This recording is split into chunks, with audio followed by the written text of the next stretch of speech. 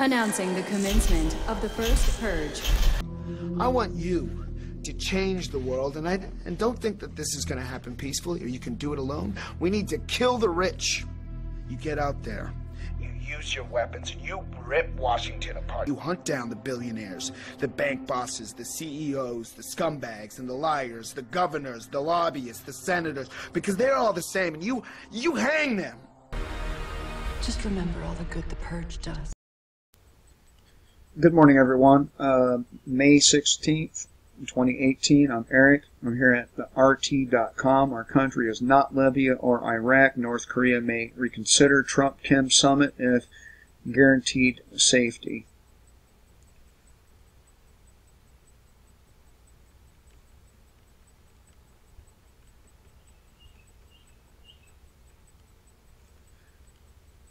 Pyongyang is not interested in any negotiations that envisage only unilateral denuclearization. Without guarantees, North Korea won't be left totally defenseless like Libya in case of aggression, Deputy Foreign Minister has said, criticizing Washington's demands for unilateral concessions and unconditional nuclear abandonment. North Korea's first Vice Minister of Foreign Affairs Kim Ki-gwan recalled the eventual fate of Libya and said such negotiations style is unacceptable for Pyongyang. Why is it I can pronounce Asian names, but I can't pronounce like a Russian name or an Arab name or a Jew name? This is not an attempt to solve the problem through dialogue, but rather the manifestation to force the destiny of the collapsed Libya and Iraq to our dignified state, Kim said, according to KCNA.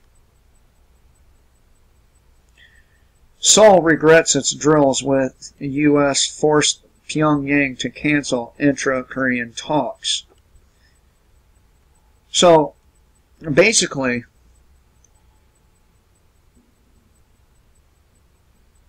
North Korea does not want to end up like Libya and Iraq. And I venture to say that if they completely denuclearize, they're going to get invaded and, well, Kim Jong-un will probably be assassinated as a result.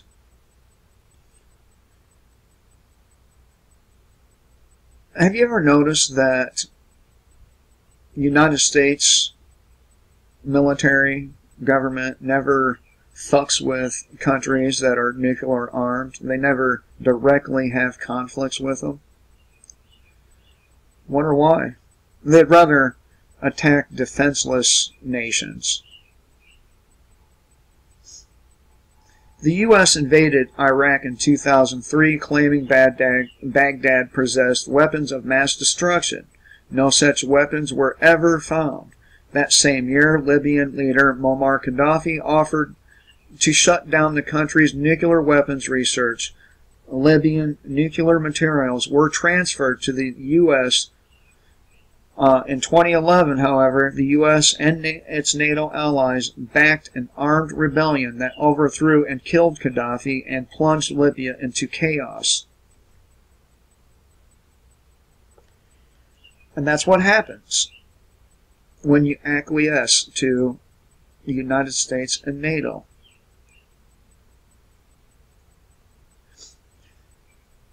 I doubt whether the United States really wants sound dialogue and negotiation, Kim added, again noting that the world is so well aware that our country is not Libya or Iraq. Denouncing the ongoing sanctions pressure offensive against the North, he accused Washington of misrepresenting North Korea's generosity and bold measures as an expression of weakness. Last week, as a sign of goodwill, North Korea went on to release 3 American detainees accused of espionage. Kim Hok Song, Kim Sang Duk, and Kim Dong Chol, removing one of the main obstacles ahead of the June 12th summit in Singapore. In another peaceful gesture, the North pledged to place a moratorium on nuclear and missile testing, and in the spirit of transparency invited foreign journalists to watch the nuclear test site shut down, scheduled for May 23rd through the 25th. And by the way, they have begun to dismantle their nuclear program. And I think that it's a very big mistake for them to do so.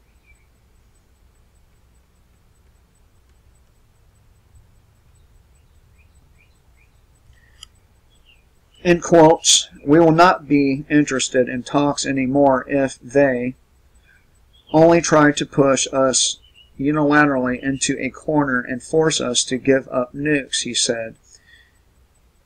It would be inevitable to reconsider whether to respond to the upcoming summit with the U.S. Deputy Foreign Minister's remarks came a day after Pyongyang's decision to cancel negotiations triggered by Max Thunder, a 2018 military exercise between the South and the U.S., which are viewed by North as a rehearsal for the invasion of the Democratic Republic of North Korea, and a provocation amid warming inter-Korean ties.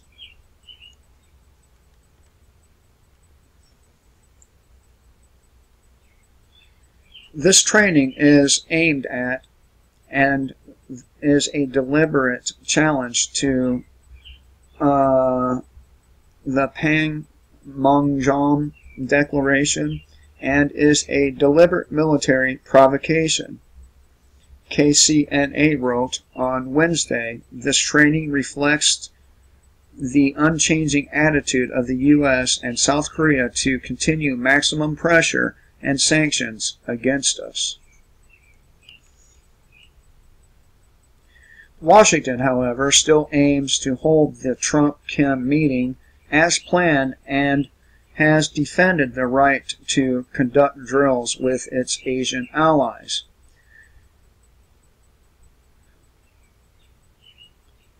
If Kim Jong-un goes to that summit, I think he will be assassinated there. I really do. Not that he's a good guy or anything. I'm not claiming that. He's a statist, an extreme statist, and but nonetheless, I think he'll end up being assassinated by somebody during that summit if they do it.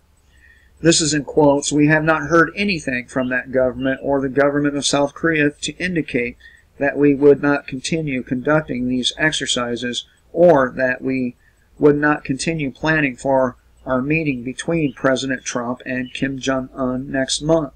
State Department spokesperson Heather Nauert told reporters on Tuesday. In quotes, I will say that Kim Jong-un had said previously that he understands the need and the utility of the United States and the Republic of Korea continuing its joint exercises. They're exercises that are legal. They're planned well in advance, she added.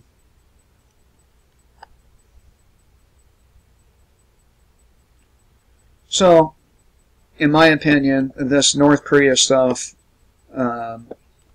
this peace, idea of peace, well, it's going to be sabotaged, and just like Syria was, and the agenda is bloodshed.